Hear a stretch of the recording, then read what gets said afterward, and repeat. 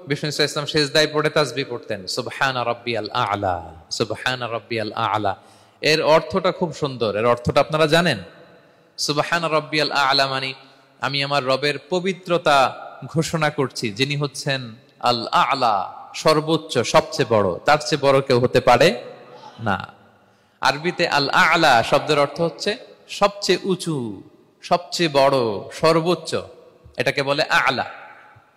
আর আরবিতে সবচেয়ে খাটো, সবচেয়ে নিচু, সবচেয়ে নিম্নে, এটার আরবি হচ্ছে আল আসফাল। এটাকে কি বলে? আল আসফাল। আল্লাহ তাআলা কোরআনে বলেছেন, ইন্নাল মুনাফিকিনা ফিদ দারকিল আসফালি মিনান নার।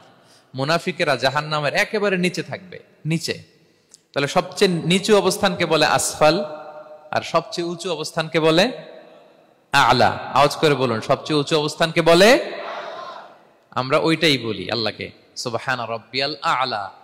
আমি আমার